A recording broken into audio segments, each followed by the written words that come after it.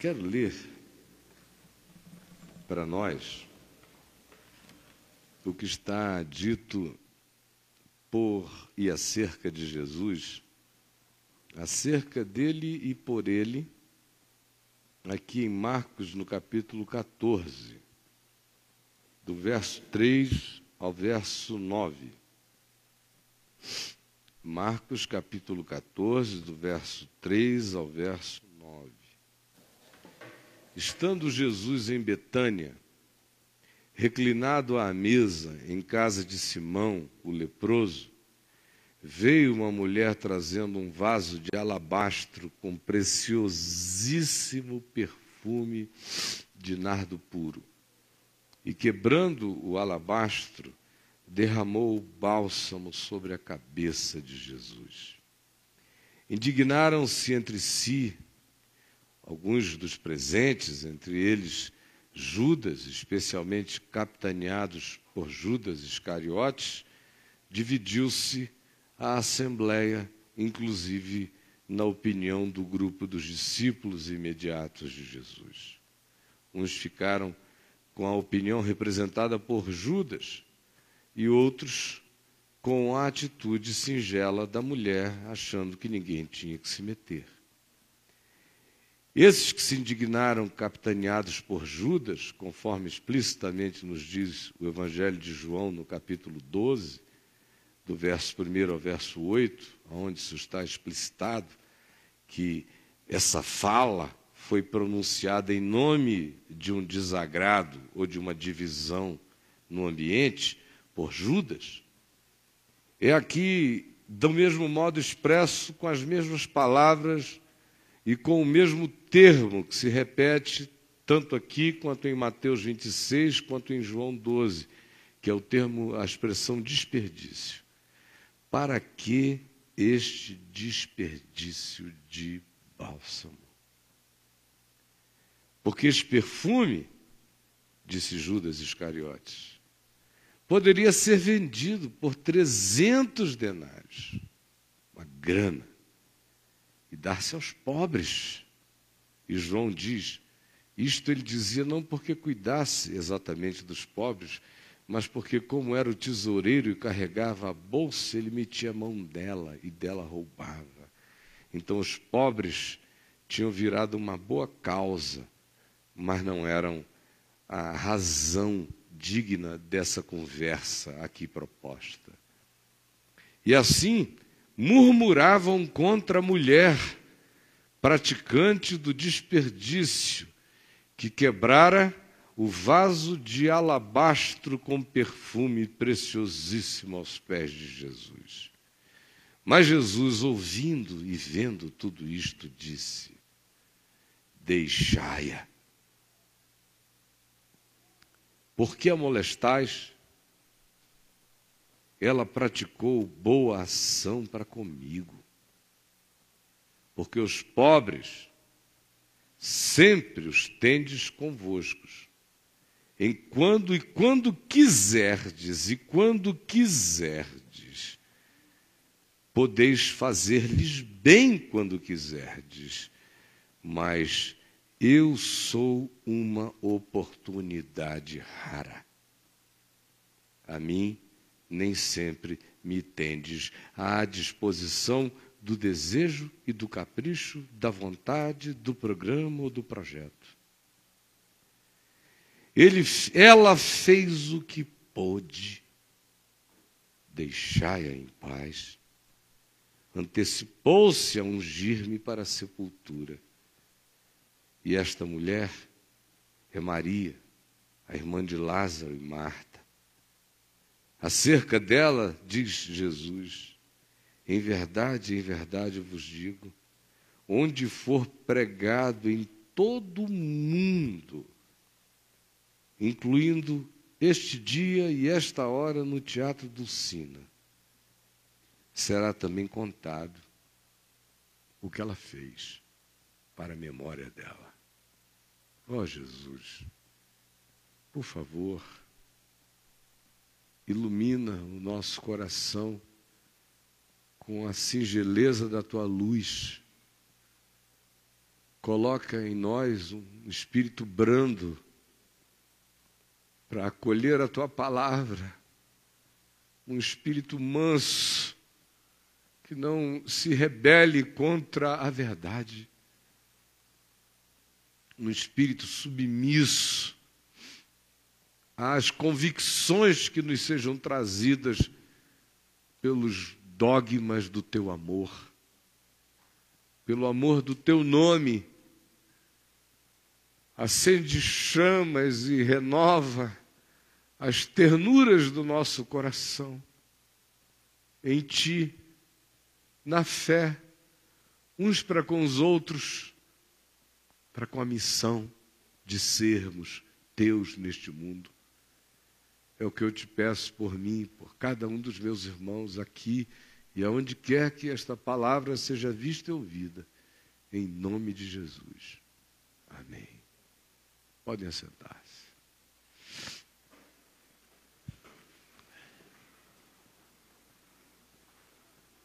É interessante, é o que a sequência desse texto, aqui em Lucas, no capítulo 26, nos diz que acontece no verso 14. Mesma história, só que aqui em Mateus há uma relação de causa e efeito sobre o que este episódio provocou no coração de Judas. Isso tudo que nós acabamos de ler aconteceu, e a primeira coisa a seguir, que se diz em Mateus 26, 14, é: então Judas, um dos 12 apóstolos, foi ter com os principais sacerdotes e propôs: que me quereis dar, e eu vô-lo entregarei. E lhe pagaram 30 moedas de prata. Não é à toa que o Evangelho carrega essa relação de causa e efeito entre a atitude amorosa, simples, desperdiçante de um ser Maria, e o faça contrastar com o pragmatismo de natureza econômica, com proposta e projeto de tema social, os pobres, com estrutura de ONG. Prioridade é reunir esse dinheiro para a gente poder atender a causa dos pobres, enquanto o coração não tinha nenhum alinhamento com aquelas declarações, aquela verdade, aquela confissão verbal, porque, de fato, o que João diz é a proposta que ele fazia de economia era economia em relação a qualquer outra finalidade, menos a causa particular que ele representava, que era ele mesmo. São os econômicos de si mesmos e para si mesmos. Para mim é bonito que essa sutileza do Evangelho assim construa esses dois personagens. Um que é apóstolo e tem nome de herói, Judas, era um dos nomes mais celebrados em Israel naquele período intertestamental. Judas, Simão, Simeão, foram nomes importantes entre os heróis de Israel do período dos Macabeus para frente. Também os líderes das grandes revoltas, os pequenos Che Guevaras daquela região palestina tiveram nomes assim, de modo que era cult colocar o nome dos filhos em reverência e em referência a personagens tão interessantes. E Judas é uma dessas figuras, e pelo que a gente percebe dele, Era provavelmente um dos mais articulados dentre aqueles 12 apóstolos que andavam em volta de Jesus. Em todos os sentidos, do ponto de vista da inteligência, da cultura, da capacidade dialogal, da multiplicidade relacional, de uma confiabilidade assertiva que ele passava, a ponto de se tornar tesoureiro do grupo, num ambiente onde tinha coletor de impostos, que entendia também tudo de economia. Quem ganhou o poder de fazer a gestão do recurso imediato para a finalidade social foi Judas.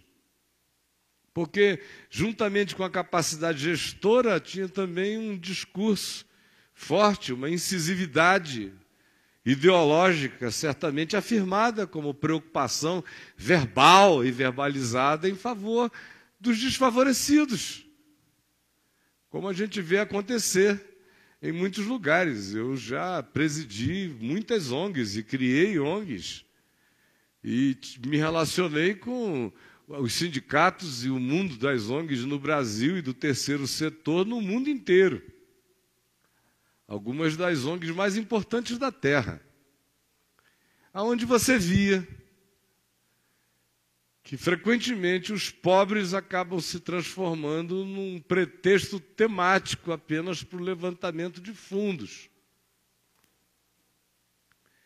E se transformam num grande negócio, a ponto de que há entidades, dessas entidades mundiais de socorro, conhecidas em volta da Terra toda, algumas respeitabilíssimas, e o são, porque não existe roubo nem desvio de dinheiro, mas existe desvio de propósito.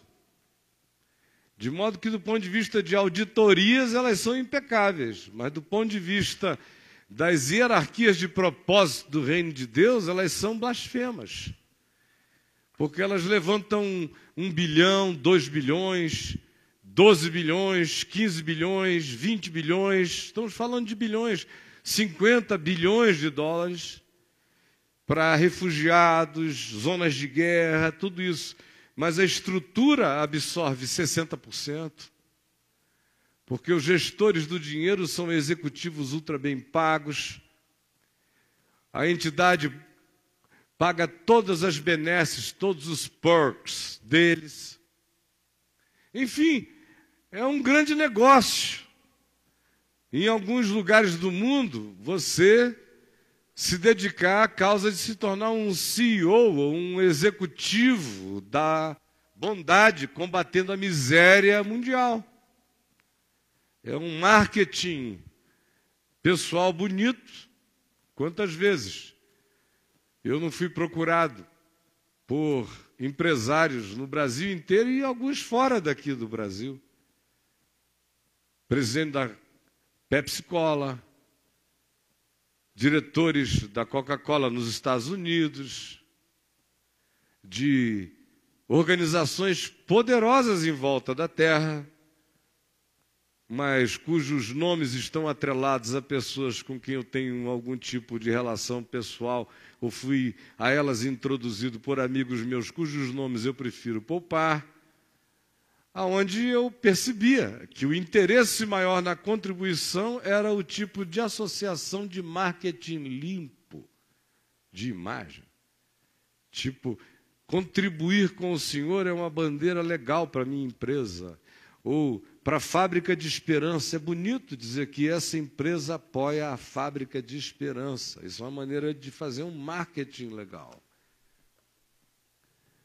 Porque tem muito pouca gente mesmo fazendo por fazer. Mesmo quem está atolado no negócio, é muito sutil o processo de traição e, de repente, aquilo começa a virar um fim em si mesmo, começa a virar um objetivo para a sua vida, começa a virar seu orgulho, começa a se tornar a sua vaidade, começa a se transformar na sua coroa, começa a ser a sua ética de soberba, começa a ser o tema velado da sua síndrome de Lúcifer. Eu estou lhes falando com conhecimento de causa, meus amigos. Eu sei como isso funciona, a partir das rejeições que eu tive que fazer imensamente no meu coração, especialmente na época da minha juventude mais fogosa e intensa, como também vi a quantidade enorme de pessoas legais que surtaram no processo de fazer o bem, de se dedicar a qualquer coisa que seja em nome dos mais e menos favorecidos da terra. Em si, isso já indica que parece que todas as outras análises podem ser suspensas. Não é esse o argumento de Judas? Por esta causa, suspendam-se todas as demais. Esse é o argumento filosófico implícito aqui. Que essa tem que ser a causa das causas no mundo e que, em si, ela já carrega aquilo que pode me fazer prescindir de perguntar: é agora, é aqui, é assim mesmo, é o melhor que eu posso fazer, é a direção real do meu coração?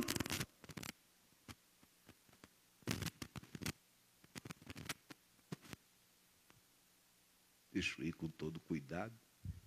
Não sei o que é que eu faço, meu Deus. Só mudar de lugar? Onde é que eu mudo? No palco. Onde é que eu não posso ir?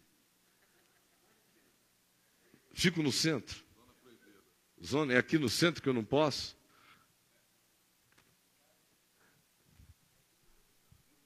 Você fica aí, olha só. Nós estamos precisando que alguém quebre um vaso de alabastro precioso e transforme isso num sistema de som melhor aqui para o caminho da graça. Sabe? Agora, ali não tem nenhum menino pobre. Só o João e eu. Agora, a gente podia dar um descanso para o João. Ou é um desperdício? Olhem para mim. O que eu quero dizer? É que a filosofia que Judas estava dizendo é: essa ideologia faz suspensão de todas as demais considerações. Isso se transforma num dogma superior. Qualquer outra coisa feita que não seja isso já carrega relatividades e desnecessidade em si. Aí surge Maria, no meio dessa história, desse sentimento povoando o coração de Judas, como auto-engano dele, enquanto ele caminhava e roubava e dizia: deixa eu pegar aqui porque nada demais, afinal de contas eu estou dando para os pobres. Dar para os pobres e servir os pobres é um dos grandes auto-enganos de anestesiamento mental, porque a gente começa a dizer, como todo o fluxo objetivo da minha vida é para socorrer o necessitado, eu ganhei alguns direitos não confessados, apenas tácitos, de ter outras formas de benefício particularizado. É um auto-engano que vai acontecendo toda hora, é normal na mente humana. E Judas, enquanto não queria se perturbar definitivamente com quem ele era, de fato, ele se enganava com ideologias. Até que chega a hora em que ele tem que se enxergar, e ele se enxerga quando aparece Maria. Quando chega Maria, Maria do desperdício, carregando um vaso de alabastro, o que naqueles dias era equivalente a algo de um valor dificilmente avaliado por nós hoje, quando a gente pensa em qualquer valor de vaso. Era muito caro, e o alabastro era praticamente equivalente a mármore ouro, a mármore precioso, a pedra preciosa. pela beleza, pelos graus de transparência que se alcançava neles, de delicadeza.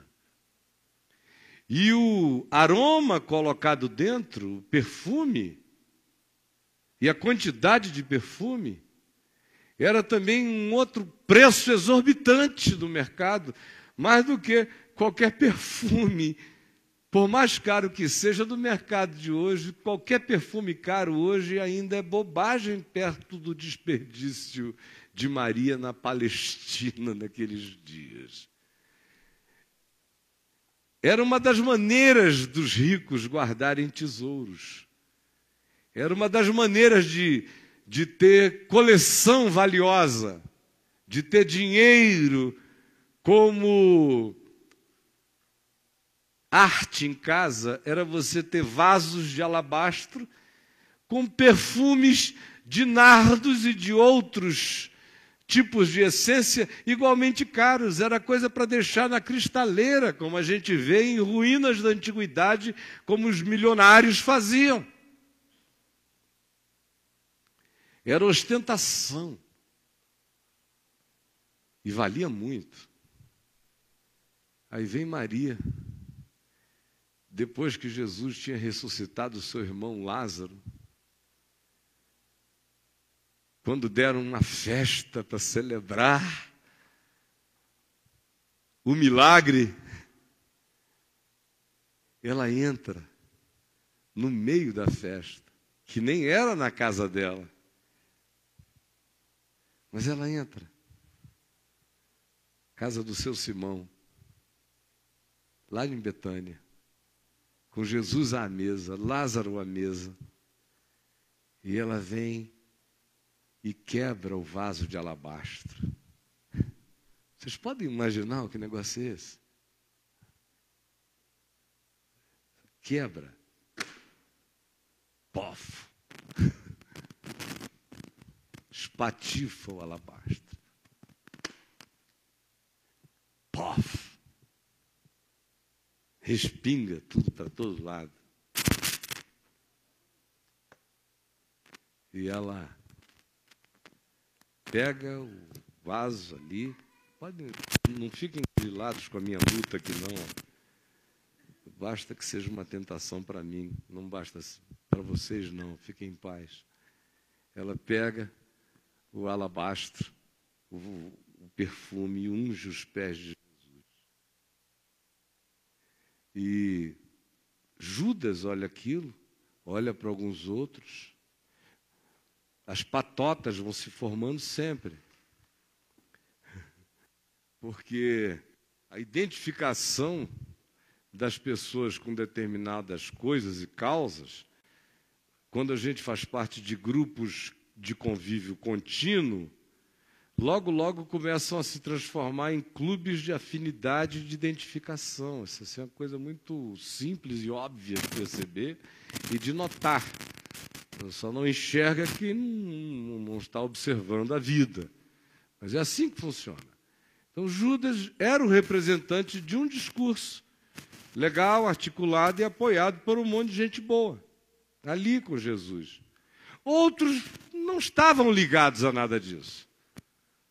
Estavam menos preocupados com tudo, estavam mais dispostos a tratarem do que acontecesse, do que fosse oportunidade, do que quicasse diante deles na vida.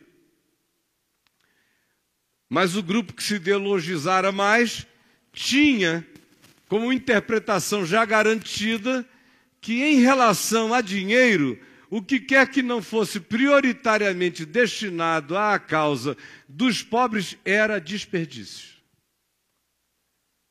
É quando a ideologia toma conta da gente nesse nível que qualquer outra coisa, aonde o dinheiro que não seja seu para sua comida, sua bebida ou seu gozo particular, já que você o ganhou, qualquer outro que seja doado, se não for na direção do que explicitamente seja a causa do pobre, não é prioridade, especialmente nesses dias.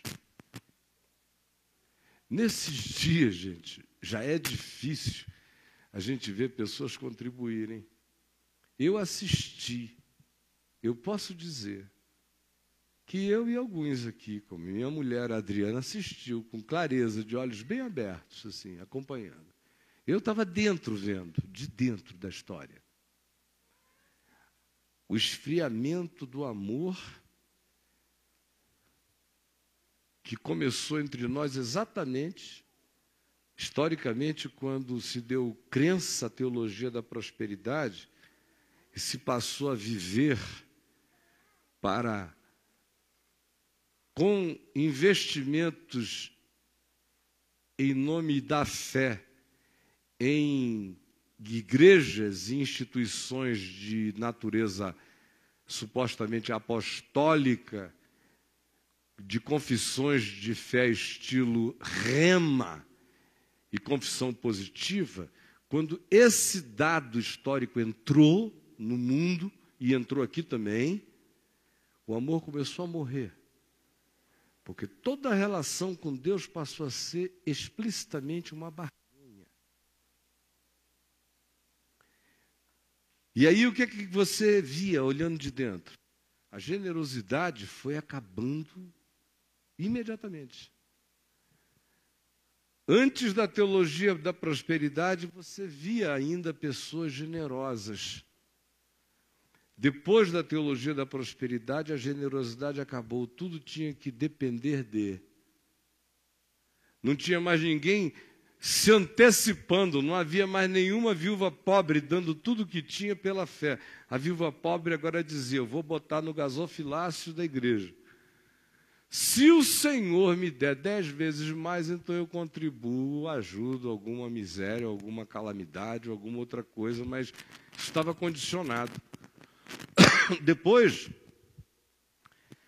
começa o processo de a gente assistir às ONGs e às organizações promotoras do bem não governamental irem caindo no roubo, na corrupção.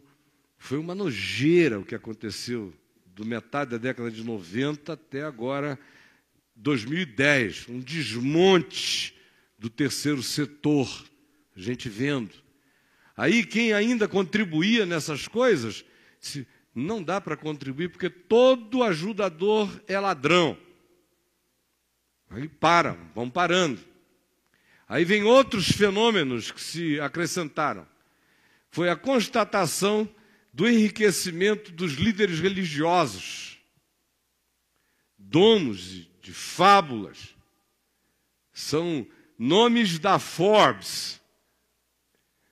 Isso tudo em contextos de miséria, e essa loucura ainda que não fosse em contexto de miséria, mesmo que fosse num contexto de abundância, é uma miséria contra o Evangelho, que alguém que pregue o Evangelho, pelo Evangelho se torne milionário. É pecado, gente. Quem quer viver do Evangelho e pregar o Evangelho, fez uma escolha.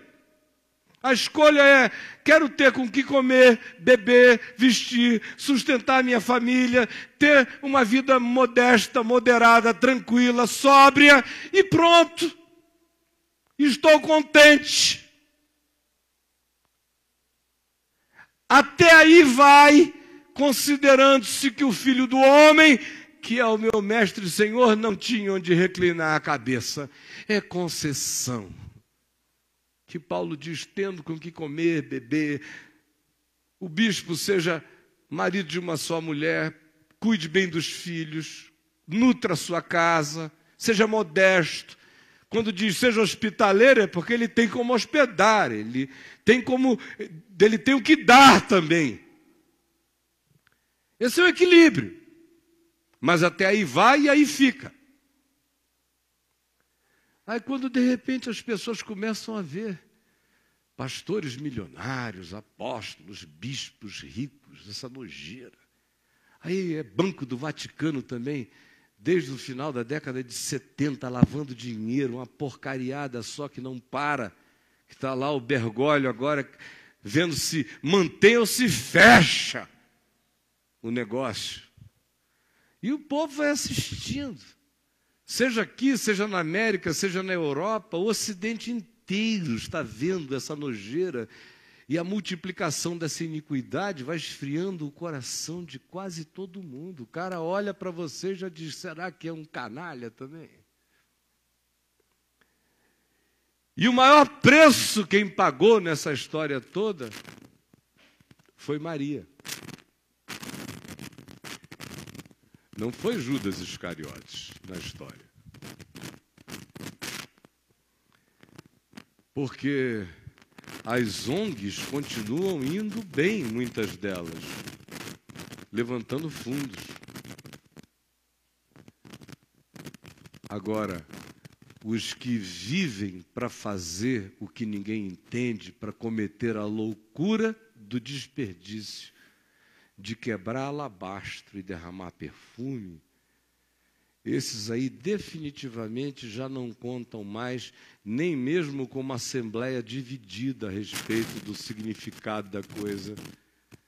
Porque os que corromperam o evangelho, pregando outro evangelho e enriquecendo-se, fizeram com que a mente humana que observa tal coisa considere hoje a pregação do evangelho uma desnecessidade, ou então interpretam o anúncio do evangelho como algo que já vem pré-definido, como uma mecânica para alcançar os fins do enriquecimento, ou que já é animado pela sorte da ganância. De modo que as práticas corrompidas desses enrigelaram o coração de quase todos, quando se trata de apoiar a pregação do evangelho. Maria perdeu. Maria perdeu. Porque no mundo inteiro ainda é muito mais fácil a gente levantar recursos para os pobres que nós sempre temos conosco. Quando quisermos fazer isso, é muito mais fácil do que hoje em dia, qualquer que seja o voluntariado, a disponibilidade, a disponibilização de recursos financeiros na direção da pregação explícita do evangelho. Olhe, a maioria simplesmente acha que não é mais prioridade. Não é. É desperdício. Por que a gente não pega esse dinheiro e não faz uma outra coisa? Eu estou lhes dizendo isso com a isenção de uma pessoa que passou a vida inteira fazendo ambas. E que acha que elas andam juntas, conforme a necessidade. Se eu encontro alguém cuja fome é espiritual, eu não preciso forçá-lo a comer trigo comigo, para que o evangelho ganhe concreção na vida dele. Eu abro o meu coração com ele. É isso que eu faço. Eu quebro o meu alabastro interior e derramo o perfume do meu ser, o nardo da minha alma, é o que ele está precisando. Quando ele está passando fome, eu socorro se eu puder, se eu tiver, certamente o socorrerei. Seja qual seja o nível de ajuda, o espírito do evangelho é esse. Se você vir, acolha, atenda. Se você tiver, não feche o coração. Mas o evangelho não ideologiza nem a causa dos pobres como a causa primeira. Não ideologiza. Ele não ideologiza nada. O evangelho diz: não perca as oportunidades. Não perca as oportunidades. Esse é o ensino de Jesus. A mim nem sempre me tendes. Tem uma coisa fixa: os pobres sempre os tendes. Infelizmente, a miséria de vocês, da alma de vocês, garante uma sociedade que sempre terá pobres. Agora, oportunidades da graça, nem sempre as tendes. momentos únicos, kairos, que é aquele tempo da oportunidade. Nem sempre os tendes convosco, tais tempos. Os pobres habitam o cronos do horizonte da história. Sempre os tendes convosco. O kairos não está sob controle. Nem sempre o temos conosco. É como Jesus histórico. Esteve, não estaria mais historicamente. Manifestar-se-ia daí em diante nos corações. E daí em diante institui-se o dia chamado hoje, e nesse dia a sabedoria suprema é a hora da oportunidade. Ora, a hora da oportunidade às vezes chega quando eu posso acolher a um necessitado, andrajoso, miserabilizado. Surgiu essa chance, essa oportunidade, isto faremos. Do mesmo modo em que se aparece alguém que não sabe onde bota dinheiro, mas é vazio de alma, encontrará em mim a mesma prioridade de acolhimento. Porque o Evangelho não estabelece, em Jesus não há a menor chance de se estabelecer um dogma que seja superior ao não aproveitamento do momento. Há coisas que eu sempre faço e sempre farei, porque elas fazem parte das coisas que sempre existem. Há outras, minha gente, que acontecem de vez em quando. E se a gente não tiver um coração Maria, um coração capaz de adoração, de discernimento, um coração que não esteja pré-definido ideologicamente, mas aberto, para ver a chance, a hora, o momento, a oportunidade, o significado, o milagre. O que só é possível ser garantido em nós se a nossa mente não fixar padrões ideologizados de nenhuma natureza, mas mantivermos o espírito singelo do adorador, que é o que nos salva para percebermos a graça de Deus nos momentos. É o espírito do adorador que me salva para perceber a graça de Deus nos momentos.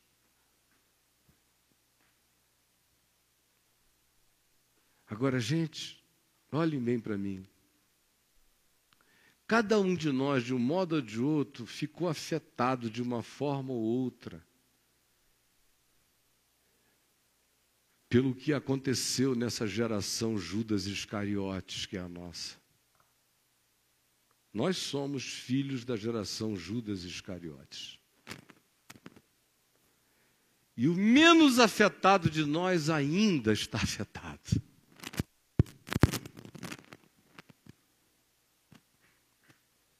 Maria perdeu.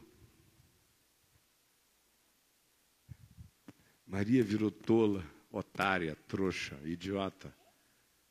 Maria abstrata. Maria desperdiçadora, Maria perdulária. Maria quebrando riquezas, derramando num culto que acaba rápido. Não poderia isso ser preservado, guardado, alongado, historificado, horizontalizado por muito tempo? Para que esse desperdício nesse momento kairos? E Jesus diz: deixai-a, não a molestais. Por que a molestais? Por que vocês estão molestando essa que privilegiou a hora, que discerniu um momento, a oportunidade, resolveu abraçar aquilo que nem sempre se tem. O que nem sempre se tem. O que nem sempre se tem. É a tristeza de ver nesses dias uma geração esquecida dos que se tem e do que se pode fazer todo dia para ajudar, e totalmente alienada e praticamente vacinada e horrivelmente tornada cínica, muito mais ainda em relação àquilo que nem sempre se tem. Que é espírito, é sopro, é vida, é momento, é graça, é oportunidade, é chance, que só discernem os que ainda têm um coração e que adoram mais, e amam mais, e veem mais a graça manifesta da ressurreição e o momento único e singular daquela oportunidade que não pode ser produzida em série, do que qualquer outro programa ou projeto que a gente possa fazer quando bem entender na hora que quiser. Façamos, portanto, planos para aquilo que tem que ser feito no combate às desgraças que nós sempre temos conosco. Mas não deixemos que a ideologização disso, ou de um outro lado, o cinismo dos que dizem que desperdício, em relação a qualquer coisa que não seja pragmaticamente quantificável, não deixemos que isso também tome conta de nós, e nem tampouco permitamos que o nosso coração perca a graça e a singeleza de quem discerne momentos únicos, oportunidades únicas, situações únicas, que nem sempre estão conosco e que a gente tem que tratar como quem foi visitado por uma pomba branca no Rio Jordão, que isso acontece quando acontece.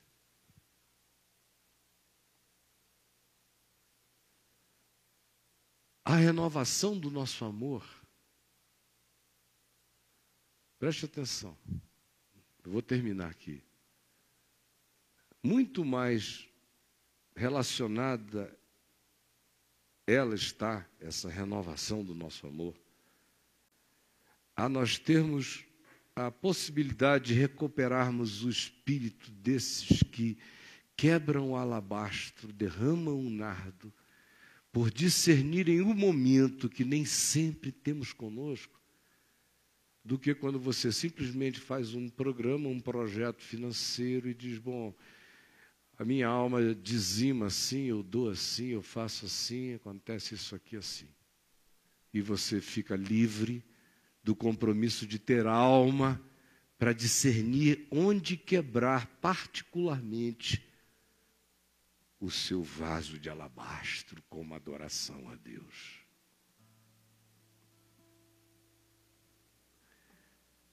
Não industrialize seu culto, nem a sua bondade, porque ela vai virar mecânica. Recupere o privilégio de decidir você mesmo, pelas coisas que chegam, queimam, ardem, enriquecem, fortalecem, trazem ressurreição e vida para você, para sua família, para sua casa, todo dia. Discirna. Não deixemos de fazer o que o cotidiano do cronos da existência nos garante, que nós sempre temos como desafio diante de nós. Mas não nos entreguemos apenas ao cronos, à linearidade do que sempre temos que fazer.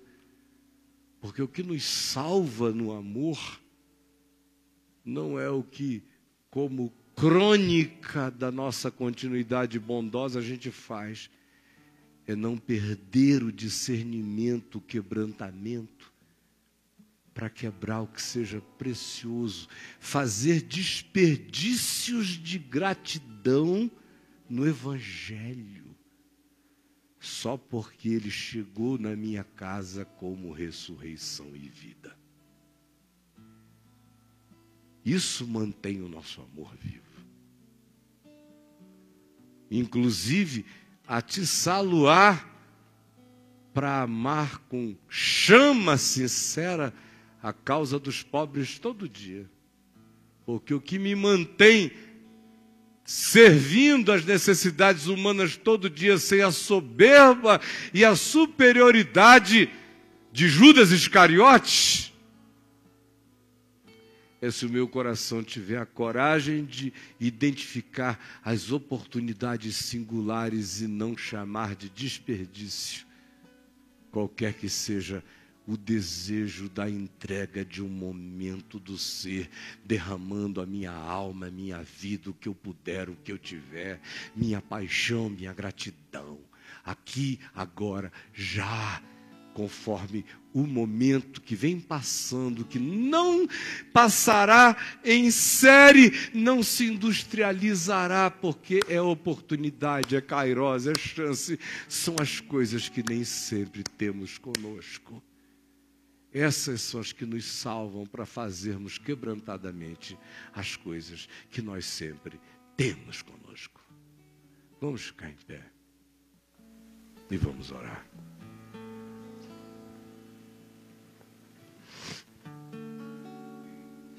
Pegue na mão de quem está aí ao seu lado.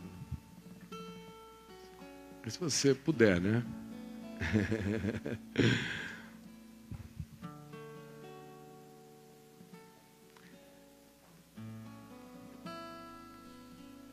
Vamos ficar todos juntos e orar. E assim que a gente orar, enquanto nós cantamos, quem quiser traga a sua oferta. E eu desejaria de coração que você aprendesse a querer, não como um dízimo legalista de igreja, de templo, não. Como aquela coisa que quem tem maturidade no Espírito Santo, quem foi tocado pelo amor de Deus, discerne. Tem muita coisa que eu posso me organizar para fazer em muitos lugares, mas existem algumas oportunidades que seus amigos podem até chamar de desperdício, mas que vão significar a imponderabilidade do alcance de milhares de outras coisas e pessoas para além de você. Agora, faça isso no espírito de Maria, porque isso é evangelho, gente. Isso é evangelho. Essa é a única história do Evangelho que Jesus disse para que quem fosse escrever qualquer coisa sobre ele não esquecesse de narrar. Está escrito aqui em Marcos e em Mateus. Em verdade eu vos digo que aonde quer que esse Evangelho seja pregado no mundo inteiro, essa história vai ser contada por causa dela. Isso é Evangelho. É um ser que vira um Evangelho vivo, quem vive assim. Mantém esse espírito quebrantado, escolhe a boa parte, que não nos será tirada. É a parte que Maria sempre escolhe. Se houvessem santos de devoção, essa Mariazinha aqui seria uma das minhas. É que não existe, sinceramente, ela seria só a irmã que ela é. Muito especial pela singeleza das suas escolhas. Paizinho, nós vivemos nessa geração Judas Iscariotes, a geração da barganha, do dinheiro, da troca, da traição do Evangelho por causa do dinheiro, em nome da missão, em nome dos pobres, em nome dos carentes, em nome da evangelização, em nome de tanta coisa que não é verdade. Só é verdade quando o coração tem a coragem de quebrar o alabastro aos teus pés, derramar um nardo e te ungir, Isso é verdade se a gente não perde a prioridade dos teus pés na nossa vida. Nós só somos salvos até para sermos úteis no mundo se não perdemos a prioridade dessa adoração que exulta e regozija nos momentos da graça, que são únicos e irrepetíveis, e não desperdiça o momento da tua visitação, ainda que os homens olhem para aquilo e digam: que desperdício se dar desse jeito, se entregar desse jeito, que desperdício. Assim que eu encontrei o Senhor, eu tenho convicção marcada dentro de mim que a primeira vez que eu li esse texto do Evangelho, sozinho, de joelhos, no quarto, chorando, com a alma incendiada, eu falei: Jesus, permite que eu não perca esse espírito de adorador e que nunca eu ache que qualquer coisa que se derrama aos teus pés, sinceramente, seja um desperdício, nem que seja por causa das causas mais importantes desse mundo. E olhe, mesmo sabendo disso, meu irmão, não foram poucas as vezes que meu coração quis inverter as prioridades. E ele tem que ser chamado de novo a entrar na sala, a quebrar o alabastro, a derramar o nardo e a adorar em espírito e em verdade, dizendo: que o meu desperdício seja ele aos teus pés, Senhor. Senhor, coloca em nós a oração do Espírito Santo agora. Em cada um de nós suscita o quebrantamento que a nossa alma gelada está precisando. Que o nosso coração esquecidiço, ou cansado, ou exausto, ou ferido, ou machucado, ou magoado, ou descrente, ou cínico, já não crê mais. Por favor, reacende em nós para a vida o que pode nos salvar nessa geração Judas Iscariotes.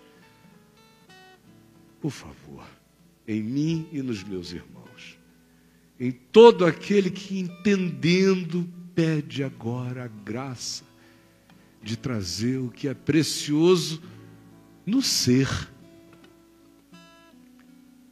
Não aqui para o gasofilácio, trazer para a vida, levar aos teus pés, derramar em ti.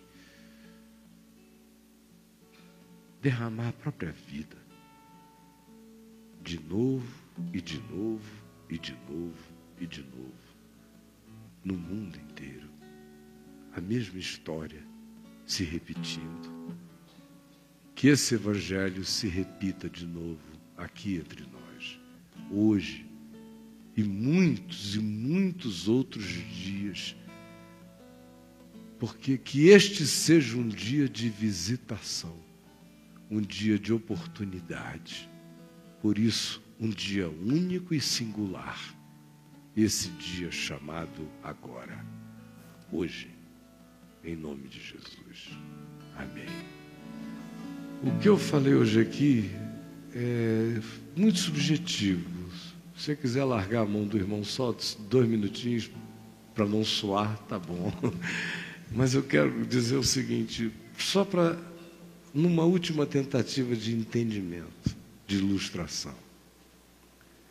Quando meu pai estava falecendo, em 2007, ele morreu várias vezes durante os 45 dias. E houve ressuscitações artificiais e naturais no processo. Mas num dos vários episódios intensos, todo dia era uma aventura, houve um deles que me marcou mais do que a hora da passagem dele, que foi linda, linda, linda, maravilhosa, linda. Foi um alabastro, um nardo puro, maravilhoso. Mas essa não. Eu passava o dia inteiro lá no hospital e ia em casa sempre rápido, tomar um banho, voltar. E falei ao médico, olha, eu vou rapidinho, já estava lá um tempão.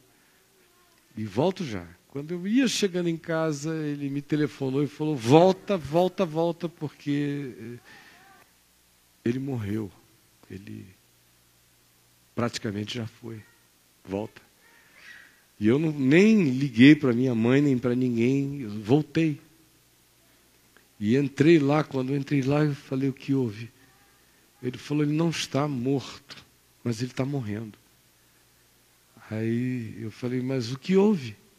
Ele disse, é que como a gente estava dando drogas pesadíssimas para debelar a septicemia dele, e ela não era debelável, eu intuí que tinha alguma coisa mais inflamada dentro dele e se eu não abrisse imediatamente ele morreria. Eu abri e achei isso aqui. Aí tinha um pedaço de intestino dele necrosado. Ele me deu uma bandeja, eu olhei e só estávamos eu e ele numa sala meio escura, cinza de hospital, com aqueles panelões em cima daquela mesa de cirurgias, ele nu, não havia enfermeira, não havia mais ninguém. Foi uma cena única. E ele saiu, e eu fechei a porta, e eu olhei aquela claridade em cima daquele corpo branco aberto, as pernas abertas, os braços caídos, morto. E o meu coração foi tomado por uma visão celestial, por um momento de adoração que eu não tenho como explicar a vocês. Não foi nada feio, foi a coisa mais linda que eu já vi na minha vida. Foi como se eu tivesse entrado num Louvre da Nova Jerusalém, num Louvre onde eu vi uma Pietà.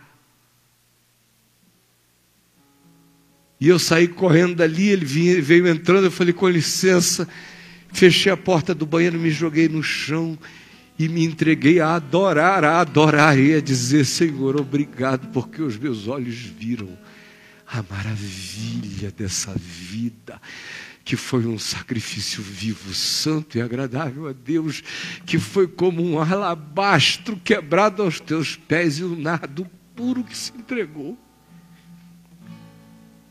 Desde aquele dia, toda vez que eu leio esse texto, essa é a mais forte memória que me vem do que é se derramar diante de Deus. Uma ilustração de uma vida inteira que não podia ter um quadro melhor para pintá-la do que aquele. Pegue na mão do seu irmão.